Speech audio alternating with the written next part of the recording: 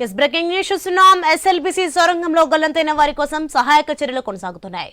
టన్నెల్లోని చివరి 40 మీటర్ల వరకు ప్రమాదకరంగా ఉండడంతో అక్కడ రోబోలను వినియోగిస్తున్నారు.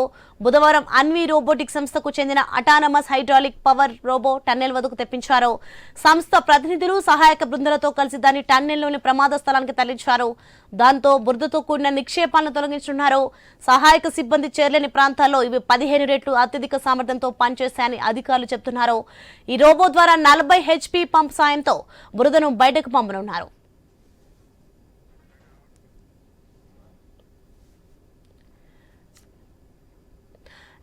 మరోవైపు అధికారుల పర్యవేక్షణలో అనుమానిత ప్రాంతాలైన D1, D2ల వద్ద తవ్వకాలు చేపడుతున్నారు. D2 వద్ద కేరళ జాగిరాలు మరోసారి వాసన పసిగట్టడంతో 3 రోజులుగా తవ్వకాలు జరిపారు. ఆ ప్రాంతంలో TBM కు సంబంధించిన లోహపు శకలాలు మాత్రమే కనిపించాయి. D1 నుండి D2 మధ్య TBM కు సంబంధించిన మెటల్ ప్లాట్ఫామ్ ఉంది. దాన్ని కత్తిరించి అక్కడ పేరుకుపోయిన శిథిలాలను తొలగిస్తే గల్లంతైన కార్మికుల ఆచూకీ దొరికే అవకాశం ఉందని అంచనా వచ్చారు. ప్లాట్ఫామ్ క్యాబిన్ ను ప్లాస్మా గ్యాస్ కటింగ్ పరికరాలతో కత్తిరించి శిథిలాలను తొలగిస్తున్నారు అధికారులు. ఇదే అంశానికి సంబంధించి మరింత సమాచారం మా ప్రతినిధి వెంకటేష్ ఫోన్ లైన్ లో అందించే సిద్ధంగా ఉన్నారు. వెంకటేష్, చెప్పండి. ఎస్ఎల్బీసీ సొరంగంలో గల్లంతైన వారి కోసం సహాయక చర్యలు కొనసాగుతున్నట్లుగా తెలుస్తోంది. దీనికి సంబంధించి డీటెయిల్స్ ఏంటి? 20 రోజులుగా గల్లంతైన ఎస్ఎల్బీసీ సొరంగంలో గల్లంతైన 7 మంది కోసం సహాయక చర్యలు అయితే ముమ్మరం చేశారు. గత 3 రోజుల నుంచి కూడా రోబోలకు సంబంధించిన అత్యధిక రోబోలకు సంబంధించిన టైలర్ రోబోలు కూడా నిన్న సొరంగంలోకి వెళ్ళాయి. ఆ సొరంగంలో ఎక్కడెక్కడ సహాయక బృందాలు ఎక్కడెక్కడ వెళ్ళలేవో ఆ ప్రాంతాలలో ఈ రోబోలను తరలించి అక్కడ అవరోధాలు ఏమైనా ఉన్నాయా, మృతదేహాలు ఏమైనా ఉన్నాయని దానిపైన వెలికి తీసే ప్రయత్నాలు చేస్తున్నారు. ఈ నేపథ్యంలో ఇప్పటికే GPR సిస్టమ్ ద్వారా రాడార్ ద్వారా గుర్తించిన ప్రదేశాలతో పాటు శునకాలను కూడా ఎక్కడైతే కేరళ నుంచి తెప్పించిన క్వాడార్ శునకాలు కూడా గుర్తించిన ప్రాంతాలలో ఇప్పటికే D1, D2, D3 ప్రాంతాలలో తవ్వకాలు చేపట్టారు. ఈ ప్రస్తుతము D1, D2లో తవ్వకాలు జరుగుతూనే ఉన్నాయి. దానికి సంబంధించి ఇప్పటికే TBM మిషన్ వద్ద ఎక్కడైతే గల్లంతైన గురుప్రీతి సింగ్ మృతదేహం లభించిందో అక్కడనే మరో 2-3 మృతదేహాలు ఉన్నట్లు అనుమానం వ్యక్తం చేస్తున్నారు. ఆ శునకాలు కూడా అక్కడనే ప్రాంతాలను కూడా గుర్తించాయి. ఆ ప్రాంతాలలో కూడా శునకాలకు సంబంధించిన ఆ ప్రాంతాలు ఎక్కడైతే గుర్తించిన ప్రాంతాలను కూడా సహాయక బృందాలు అయితే తవ్వకాలు అయితే చేపట్టాయి. ముఖ్యంగా అక్కడ బేస్మెంట్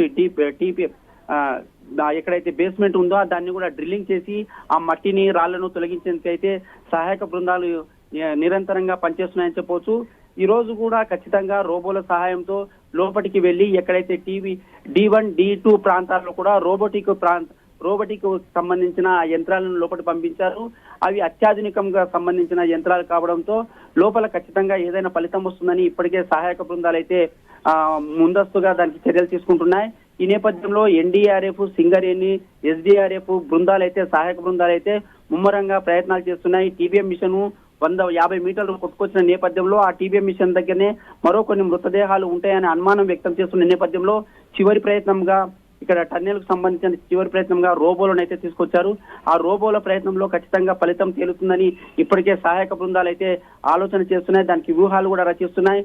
ఇప్పటికే 2-3 రోజులుగా ఆన్వీ సంబంధించిన రోబోటిక్ బృందం కూడా 2-3 రోజులుగా ఎక్కడైతే రోబోలు వెళ్తాయో ఆ ప్రాంతాలలో దానికి సంబంధించిన కెమెరాలను ఆ సిస్టమ్ ను ఏర్పాటు చేసి అప్డేట్ ఎప్పటికప్పుడు కూడా రోబోల సహాయంతో అప్డేట్ తీసుకుంటున్నాయి. రోబోలు ఎక్కడైతే ఆ చిత్రించిన చిత్రాలను తీసుకొని అక్కడ ఏమైనా మృతదేహాలు ఉన్నాయా లేవని వెలికి తీసే క్రమంలో ఖచ్చితంగా D1, D2 ప్రాంతాలలో తవ్వకాలు చేపట్టారు. ఖచ్చితంగా ఈ రోజు సాయంత్రం వరకు అయితే ఏదైనా ఫలితం వచ్చే అవకాశాలు ఉన్నాయి కూడా సహాయక బృందాలు ఆలోచన చేస్తున్నాయి. ఇప్పటికే డిజాస్టర్ మేనేజ్మెంట్ అరవింద్ కూడా అక్కడ పర్యవేక్షణ చేస్తున్నారు.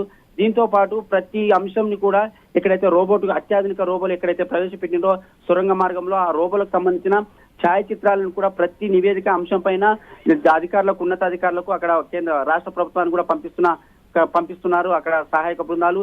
ఈ నేపథ్యంలో ఈ రోజు రోబోలు ఖచ్చితంగా ఏదైనా ఫలితాన్ని గుర్తిస్తాయనే ఆలోచనలో ముందస్తుకైతే సహాయక బృందాలు అయితే సాగుతున్నాయి. వెంకటేష్, మరి మరోవైపు అధికారుల పర్యవేక్షణలో అనుమానిత ప్రాంతాలైన D1, D2ల వద్ద తవ్వకాలు చేపడుతున్నారు కదా, మరి అక్కడ ఏమైనా బయటపడ్డాయా ఇంతవరకు? ప్రస్తుతం అయితే మొదటి నుంచి కూడా D1, D2, D3 ప్రాంతాల్లో చూశారు. D3 ప్రాంతంలో ఎక్కడైతే గురుప్రీతి సింగ్ మృతదేహం లభించిందో D2లో కూడా అక్కడ D2 ప్రాంతం కూడా చాలా కఠినమైనదిగా భావిస్తున్నారు. మొత్తం కాంక్రీటు బురద ఉండడం వల్ల కాంక్రీట్ గా మారిందని చెప్తున్నారు.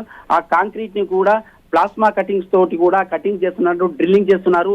ఆ డ్రిల్లింగ్ చేసే క్రమంలో కూడా చాలా వాళ్ళకు శకలాలు ఎక్కడైతే టీబీఎం మిషన్ కొట్టుకొచ్చిందో ఆ టీబీఎం మిషన్ కు సంబంధించిన శకలాలు యంత్రాలు చాలా ఇబ్బందికరమని, అంటే తొలగించడంలో అవరోధాలు అయితే ఎదురవుతున్నాయి. D2లోనే ఖచ్చితంగా ఏమైనా మృతదేహాలు ఉన్నాయా అనే వాళ్ళ ఎక్కడైతే ఆనవాళ్ళు ఉన్నాయని గుర్తించిన నేపథ్యంలో అక్కడ తవ్వకాలు అయితే చేస్తున్నారు.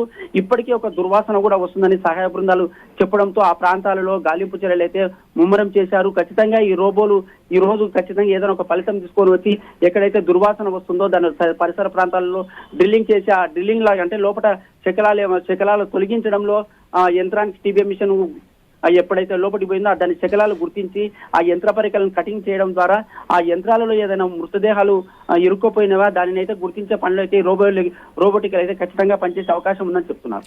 Okay right, thanks for the information Venkatesh.